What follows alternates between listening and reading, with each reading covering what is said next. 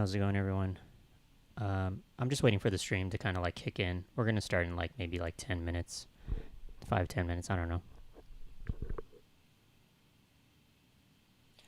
I got to do all the social things first. That is not a guitar, by the way. That is a mic stand. Let me just do a little tweet, and then we can get into it.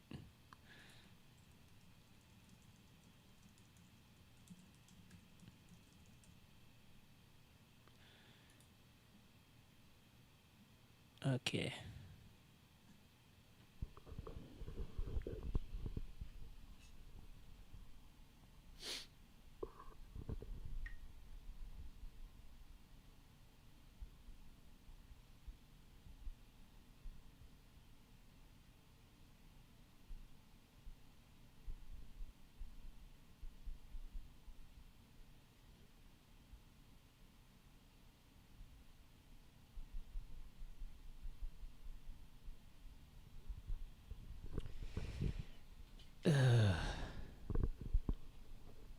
We're gonna start here in a little bit. I'm just waiting for like people just to kind of make their way into the live stream.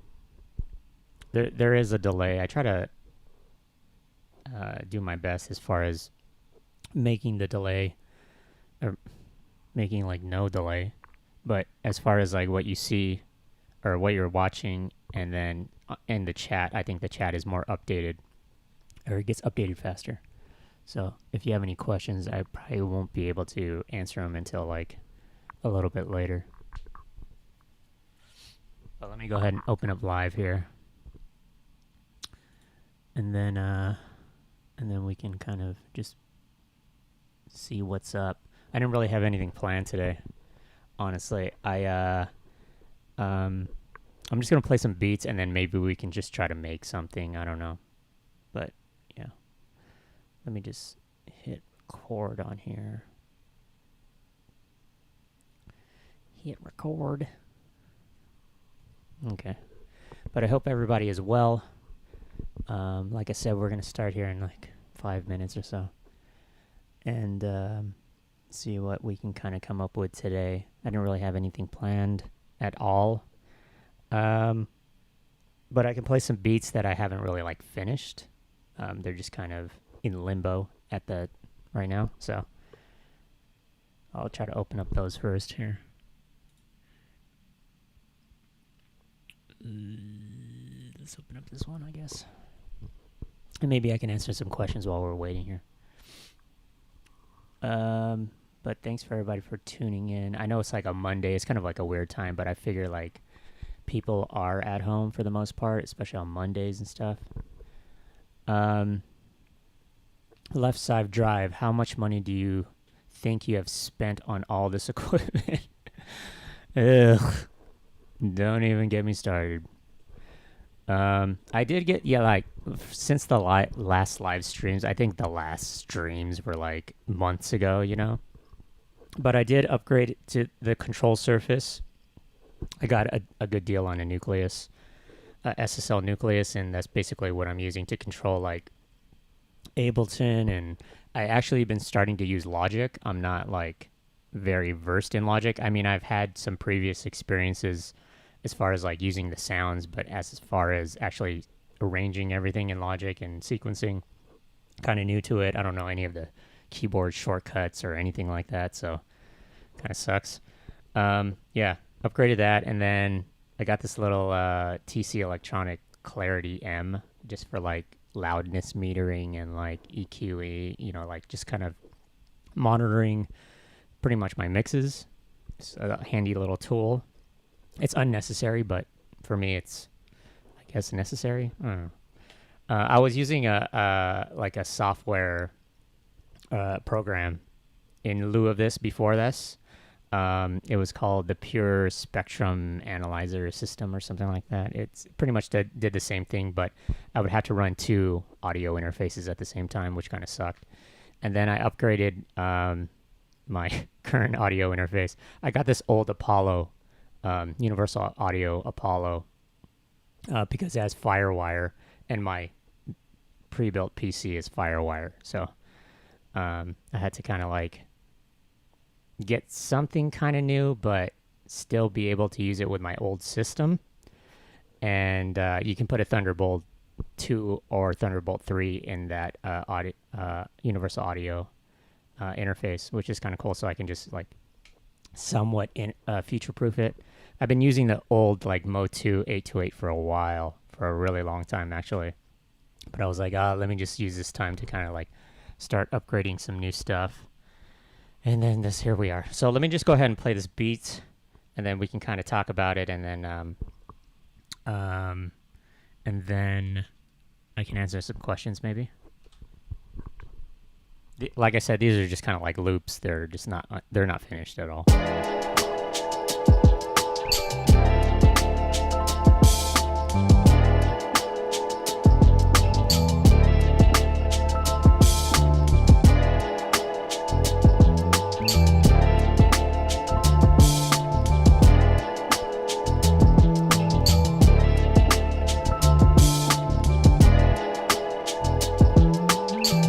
But let me know if the audio is okay, because I can't really monitor what's being played.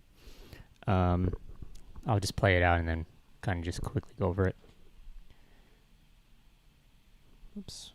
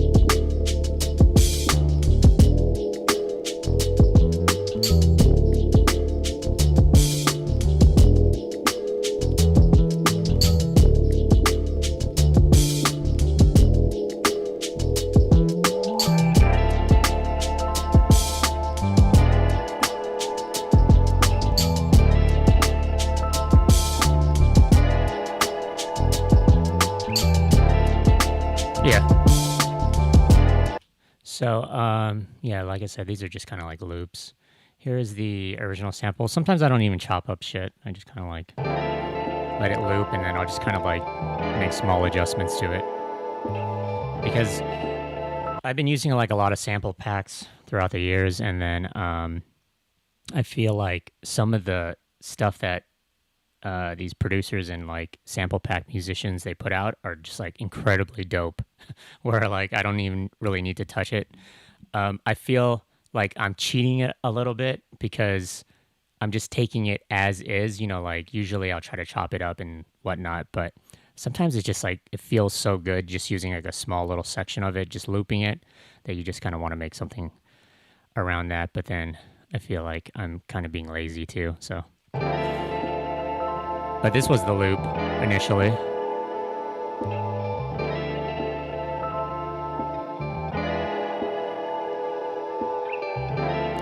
And then I have like a filter that I'm just using as far as like certain parts of it. So I can just kind of come in and sweep, do like kind of like a low pass filter.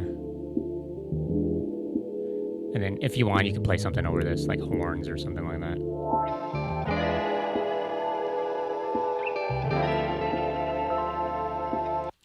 And then the bass is basically just,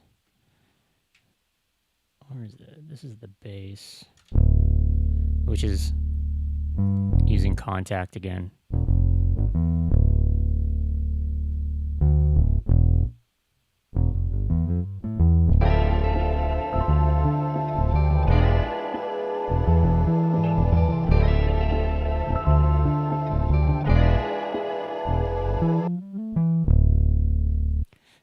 the drums or just this?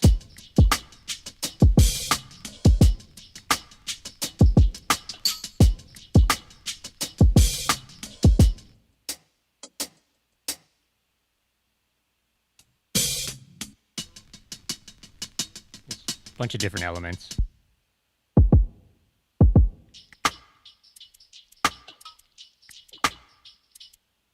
Yeah.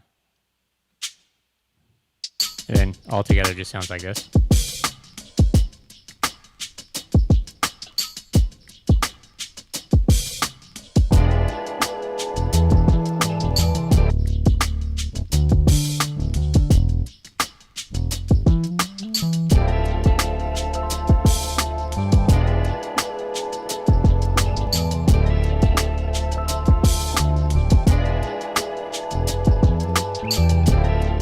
Yeah, I guess that was the first one. Let me just open up some other stuff here. Don't save. I'll try to answer some questions right now if you guys have any. Don't save. The audio actually might be not synced as far as like how I'm talking and what you're seeing.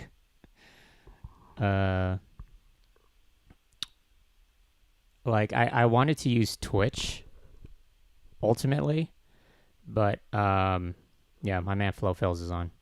I wanted to use Twitch, but I feel like I don't really have a huge like following base on Twitch. I would have to kind of start from the ground up, and I feel like most of my watchers are on YouTube, so I'm just kind of catering to where everybody is mainly as far as who tunes into these stupid streams. Okay. This one I posted actually on my Instagram, but then we can play it out here.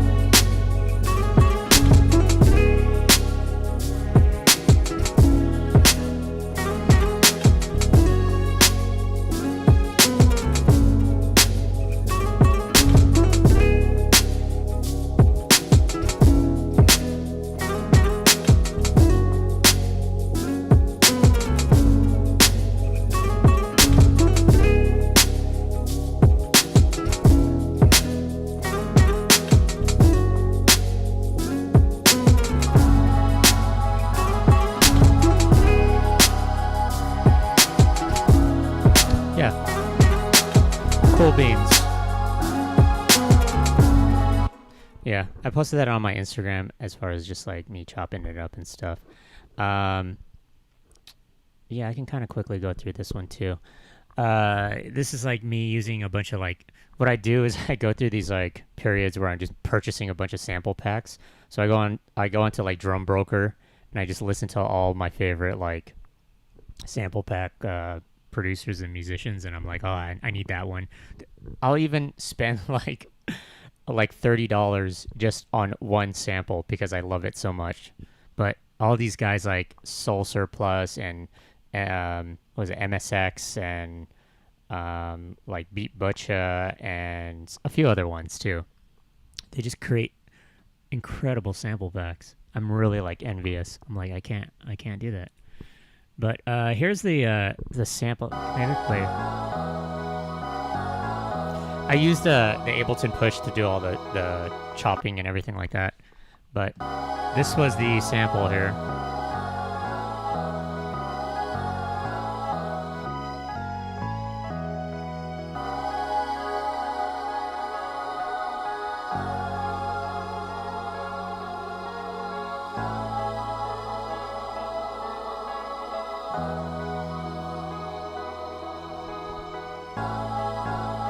And I just kind of like played it out, you know.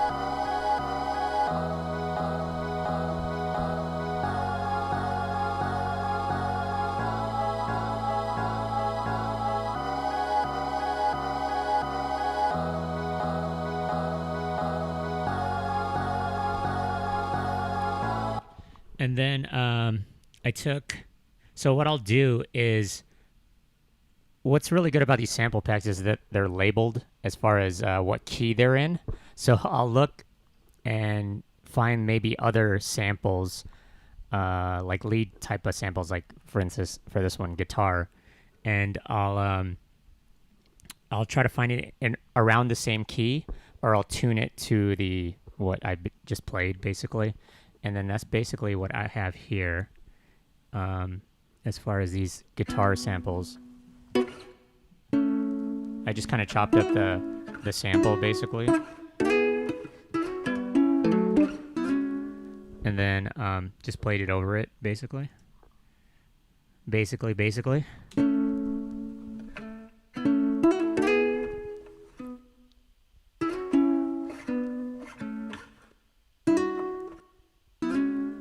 I mean, some of it sounds weird, like out of key, but once you put it in the mix, it sounds decent. So that's one guitar sample, and then I found another guitar sample. And I just added some effects like delay and reverb.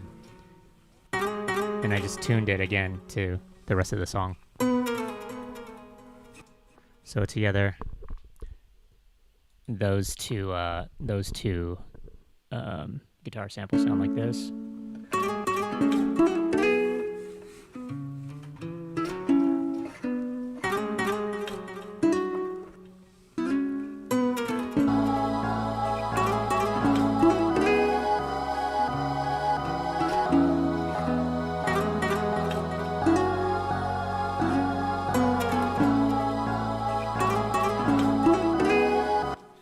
And then the drums are like super simple. So here are the drums. That's all it is. Along with this like shaker thing. Shaker loop. But that's all it is for the most part, is this.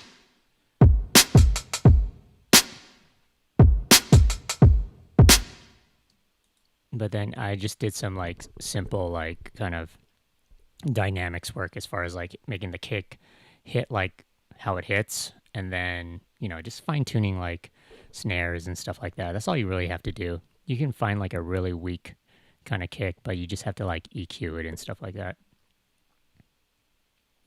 So yeah, and then this is just played off of the Yamaha, just like a pad synth. I did try strings and stuff like on top of this, but it just didn't sound right. And then the bass, of course, is Contact again. My favorite bass for some odd reason. I need to get away from it.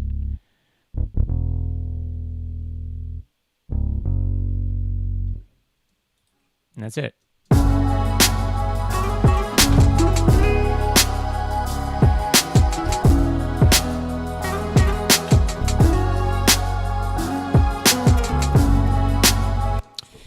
Yeah, that is it, my friends. Let's see what this one is. Okay, let me answer some questions here. Some real hardcore questions. Let me have to backtrack a little bit here because I have not been paying attention to the stream. Let's see. Questions. How did you... This is from I Am Ms. Juicy. How did you get started making beats? I started making beats like maybe 99, 2000. I just graduated high school, and I was already a DJ, like mid high school.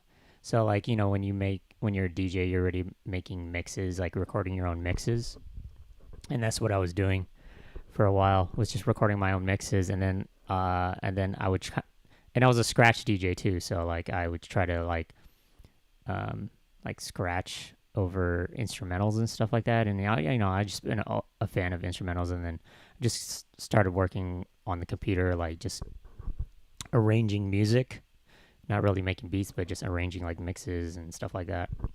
And then I just kind of started making beats, like just slowly progressed into it. Louis Ong, how do you use the SP404 in your workflow? I don't. It is a paperweight. No, I'm just joking. I mainly use the SP404 with my modular stuff now. I used to use it just for the effects, but all the modular stuff, the output of the modular stuff goes into the SP. I don't just use it for effects, but since my modular stuff, I can't save patches. It's not a computer. Everything is kind of like on a whim. So whatever you patch, there's no way to save it. You have to either memorize all the dials and the patch cables, or what I do is I just record it into the SP. So if there's like a loop that I make on the modular stuff, I record it like directly on a pad on the SP, so I can at least save something from what I've made. So that's basically how I use the SP. I don't really make beats on it or anything like that. I just use it for the effects, mainly to prank call friends, so you can just automate your your voice, and then to save modular patches, and that's it. Any other questions before we start a new one here? Oops, lost my place.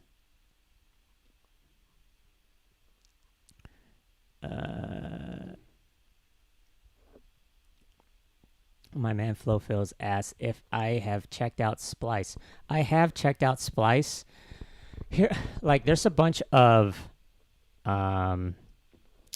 like online sample libraries, or like kind of cloud-based libraries, and I can't really solely depend on that, because I make beats on so many other computers, and like my MPC and some other stuff like the OP1 and stuff, that I need physical copies of samples for the most part. I can't solely rely on a cloud service.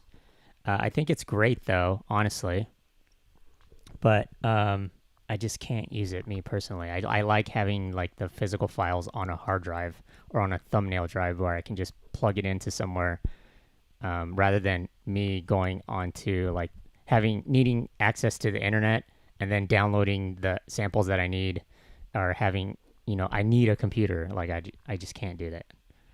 So yeah. Although, I know a lot of people on Splice. Okay, let me just start this new one, and then I'll answer some more questions.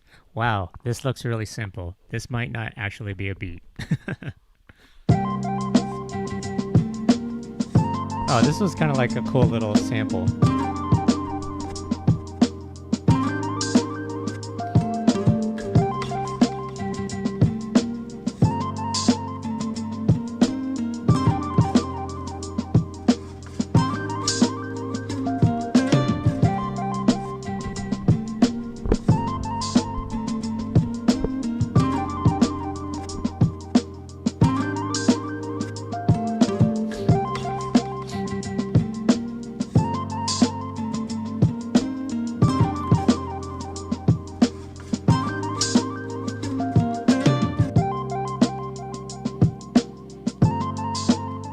I didn't even make a bass line for this yet.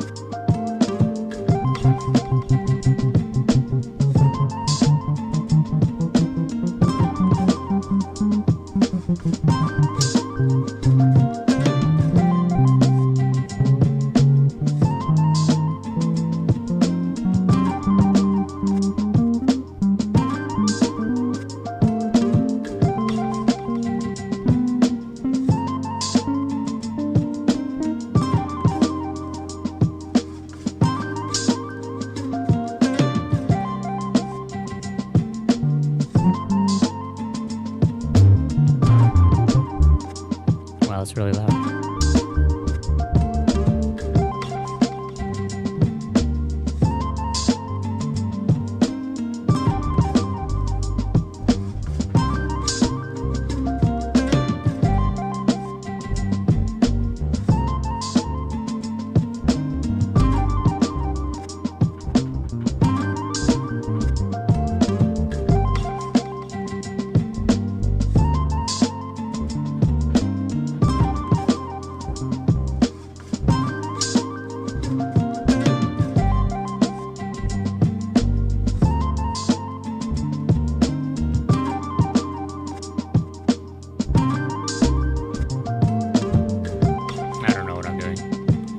Yeah, that was like a really simple kind of thing. I'm not even really done with this at all.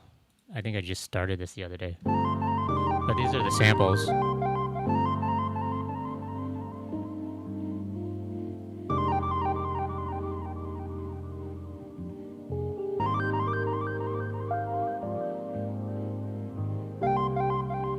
Yeah.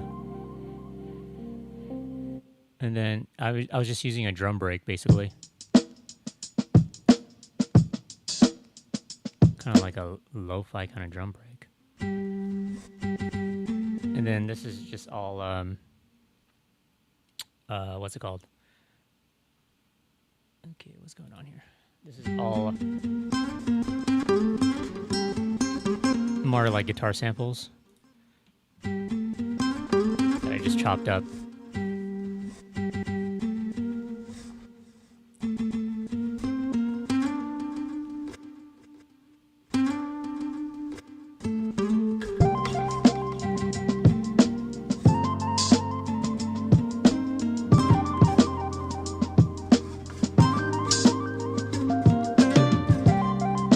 Yeah. What is going on that one? Yeah, sometimes I start stuff and then like it I just get kind of tired of it. So I'll quit. But yeah, that one's like really unfinished. So I don't know what's up with that. Let's see what else is in here. I know I have a bunch of stupid stuff on here. Let's see what this is without even knowing what it is. Yeah, this one's not even done. I just barely started this one. Let me open up my, what's it called? My goodies here. 6464. Let me try to answer some questions real quick.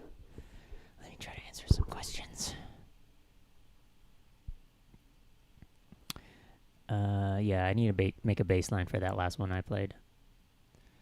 Let me backtrack. How do you get started arranging a song once you have all your parts? He said, this is from Zach Manuel. I get overwhelmed thinking I put too many sequences together and get mashed up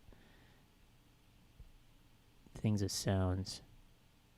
Yeah, I understand what you're doing. Like you just have to go with your gut. Honestly, I don't really have like a definitive answer for that. You just kind of have to. Sometimes, like I say this all the time. but it's like writing a paper. You know, like if you're in school and you're writing a paper, sometimes you have to like write the paper, sleep on it, and then come back the next day, read over, you know, like read what you wrote, and then take out unnecessary things or add things. Same thing with beats. You know, you just kind of have to make a beat, maybe sleep on it or take a break and come back and then see what you need to add or take out. That's really all it is.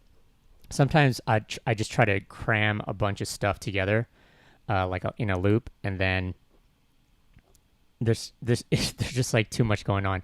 It's not to say that you can't use all of those elements, because what you can do is kind of, since you're already arranging the song in its entirety, you can kind of sparse out those elements in different sections of the song. So like, even though everything kind of works together, but it still sounds like a mashup of a bunch of crap, you can piece out all those pieces of crap and put them in different parts of the song, so they're not all like cramped together all at the same time. So I hope that helps. Let's see here. Louis Ong, he asked again, as an artist, where do you get most of your revenue from? As an artist, I just steal it all. I rob banks. No, I get it from, like, I think one thing that a lot of producers and music artists think they need to be is frontline artists, especially producers. But there's so many avenues that a music producer can go down as far as making money. You don't have to just be releasing albums. You can license a bunch of music, which is what I do. I license a bunch of music. I do like remixes sometimes. I do, my own stuff, of course, that gets on Spotify and stuff like that. That does help out a lot. But, like, you can't just be like banking on your album being released. That's like when I put out albums now, I have really low expectations for them. Like, I already know that it's not going to make me a shit ton of money. That's not where the bank is. Like, I put out most of my albums are just passion projects, and I get a little kickback from them, which is great, honestly. That's just icing on the cake.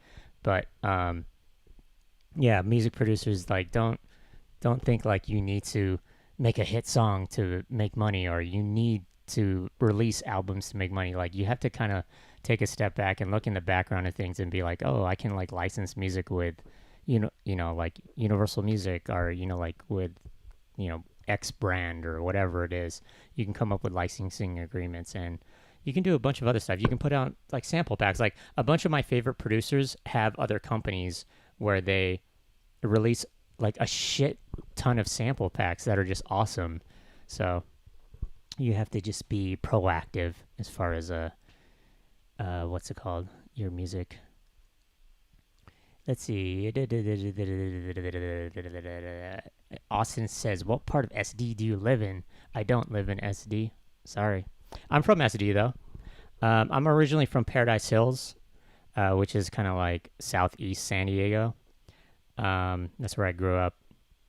But I grew up on like the border of like Paradise Hills and National City. So I grew up on like the Rio side of Paradise Hills, and not so much the what is that area, Manzana or whatever area where most people grew up. But I live in LA now, so. Okay, let's try to see what this one is.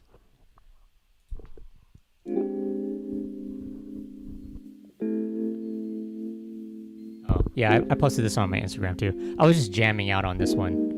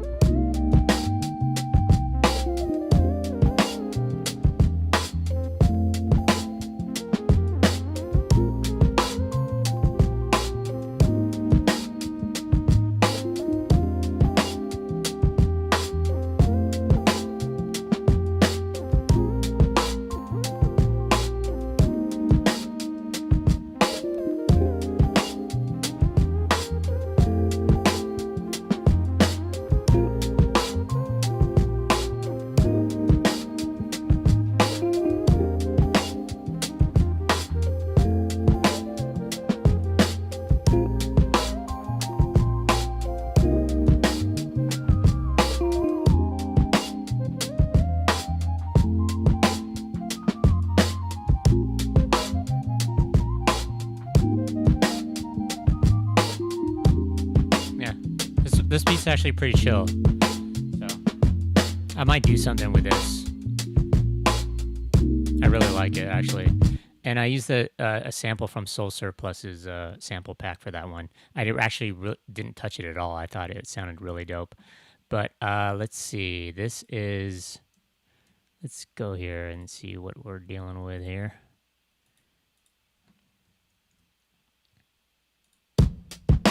Yeah, I just used a drum loop.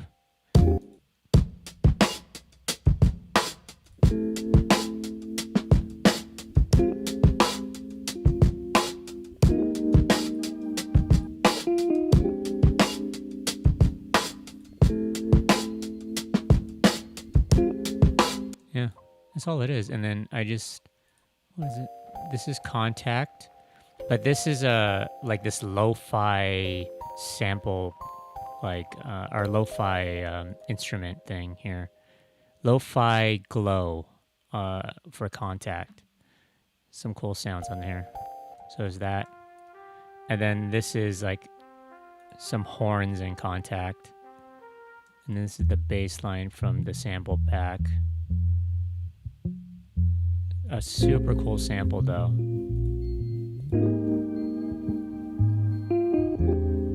And I just took the stems and I just kind of like rearranged them and kind of mixed them myself, because they have the compositions, and then they have like the audio file stemmed out, which is kind of cool.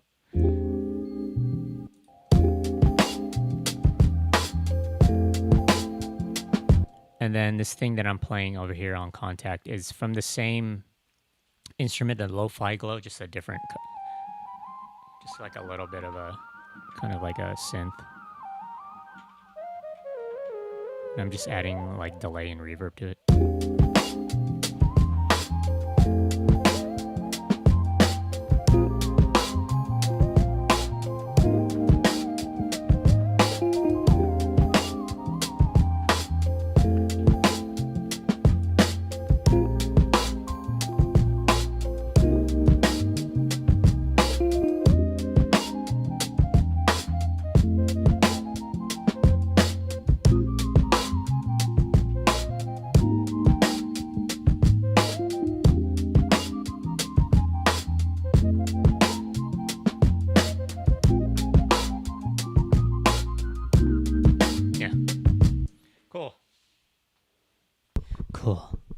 Cool, guys. Let me just kind of load up this. We'll do one more, and then I know I said I was gonna try to make a beat, but I don't want this stream to go like too long. Here, maybe I can just load up one more, and then we can talk about it, be about it. But yeah, the last beat I just played, I actually might do something with that one. Okay.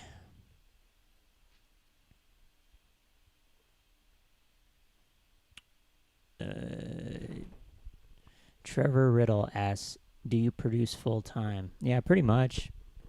You know, I'm making tracks for like a bunch of like people. I actually made a bunch of beats for this really huge entertainment company. So it's no promises, you know, like you send out like a zip of just like beats that they're kind of looking for. And there's no guarantee that they'll pick one up. So I don't really like hold my breath for that stuff.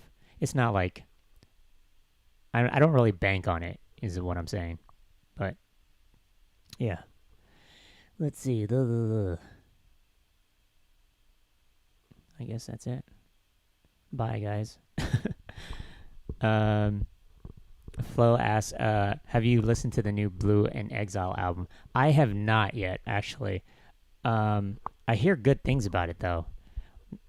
So I'll give it a listen, honestly. Blue was like really one of my favorite MCs for a while.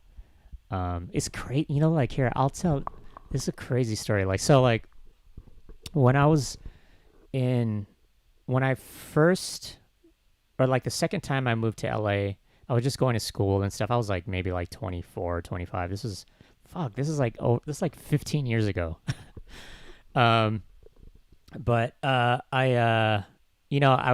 LA, they would have a bunch of like events and stuff like that, and pretty much the same. Um, you would see the same rappers and the same like DJs at most of these events for the most part. Like, and like I befriended a lot of them, which is kind of cool. I was still trying to make my name out there as a producer.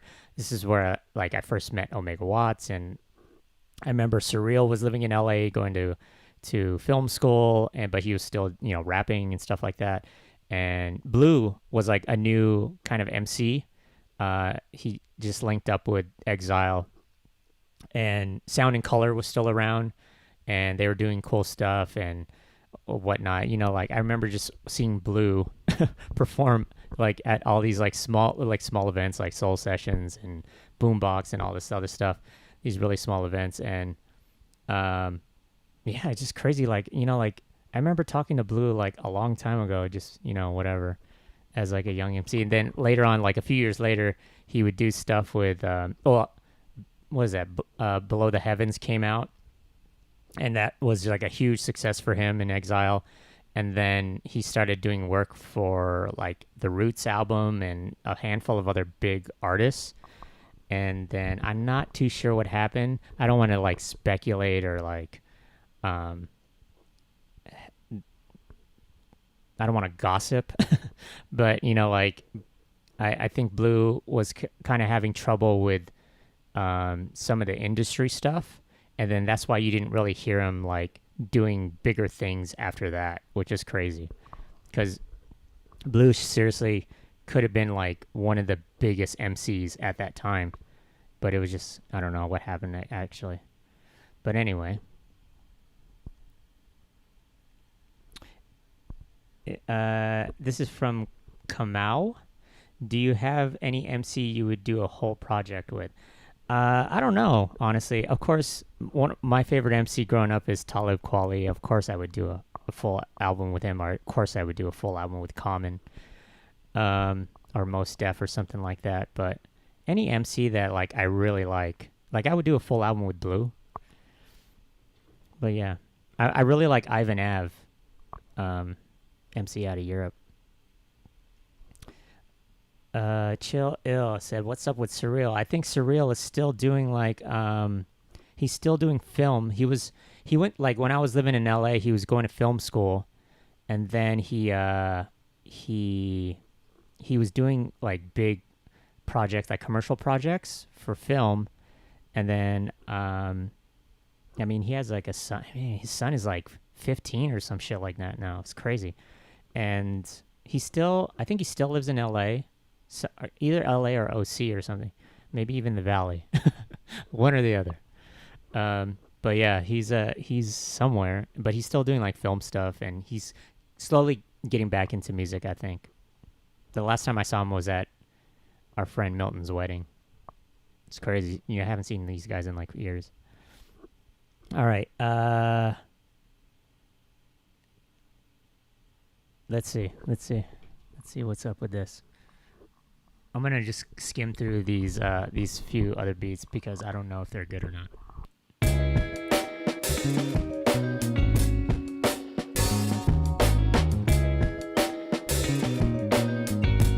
Yeah, see, it's something like that we don't have to talk about because it's garbage. You guys didn't hear that, by the way. You didn't hear that beat because it was garbage. And I just want to be associated with the good stuff. Let's see here. This one looks like a full song. What the hell? Oh, see, I might do something with this one too. I posted this on YouTube and Instagram, but we can quickly talk about it.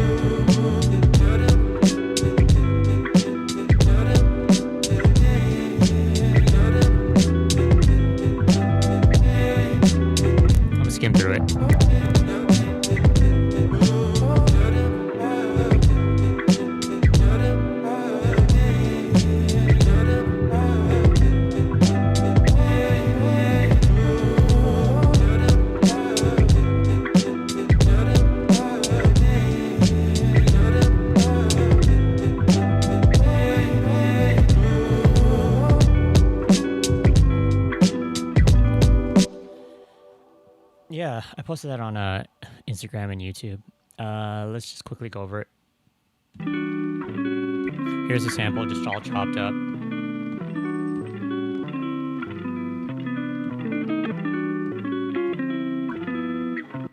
Okay. The drums are just basically a loop, I think. Kept it pretty simple.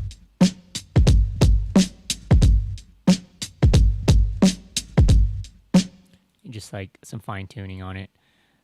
This is another sample that I chopped up, I think. Is it?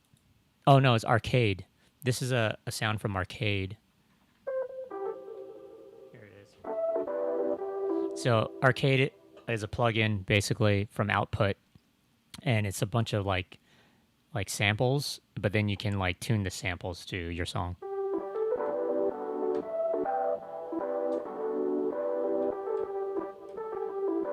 But yeah, just played that out.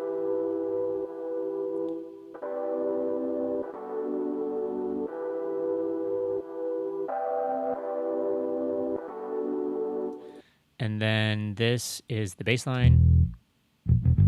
Can you guys guess what it's from? It's from Contact again, Scarby bass, of course. And then this is also from Arcade. It's just some vocal samples.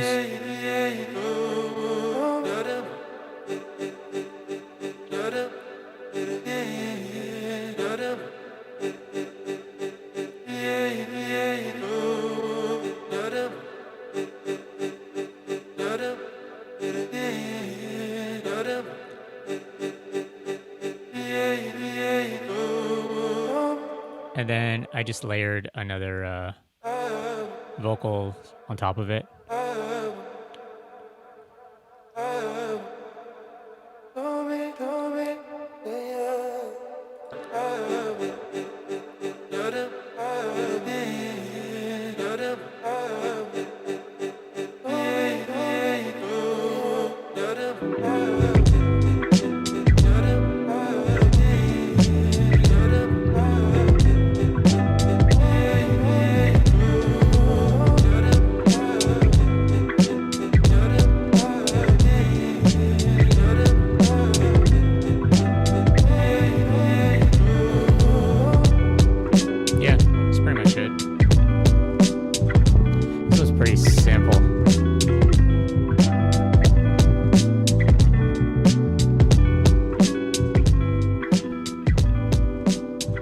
Yeah. But let me see. No, I'm going to end it there. I'm sorry, guys. It's almost an hour. So, yeah, that was, I might keep that for something. I don't know. But yeah.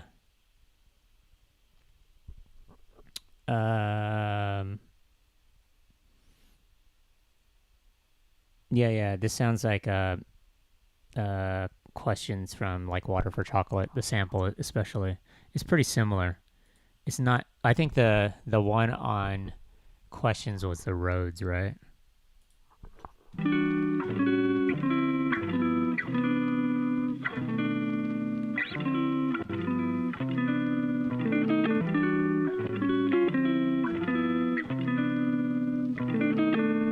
Yeah, pretty similar. But yeah, I guess that's it. Like, I don't know. I'll come back maybe if I have time tomorrow. We'll do another stream as far as we'll try to make some stuff from scratch. I'm just like a little ill prepared. I didn't want to do like, oh, let me look for a sample and then that'll take like 20 minutes. Okay, let me look for some drum samples and that'll take like another 40 minutes. So yeah, I'll have something a little bit more prepared for maybe tomorrow if I have a little bit more time. But yeah, this is just kind of like some somewhat new beats that I've been working on. But thanks again for everybody tuning in. Flo, you're thinking about getting the Poly D. I have tried one out. I was seriously on the fence about it too. I think it's a really good price point for kind of it's basically this. It's the Behringer Poly D, like the mini Moog, but like 4 voices basically, and I think it has some other feature. It has a sequencing feature, I think, maybe, and some other stuff, but it looks very promising. Um, I, the thing about me is, first off, I don't have the space here in my studio anymore. um, and like, I don't really like getting too invested in synthesizers anymore, only because I don't know how often I would use it. Like, I can't be really like a collector right now because I just don't have the space. But like it has to kind of pay for itself. Like any kind of equipment that I have or I purchase or acquire in any way, I have to make sure that it can pay for itself. So like say if I was going to get a new synth, I have to make sure that I would use it to its full potential for me to basically have it pay for itself.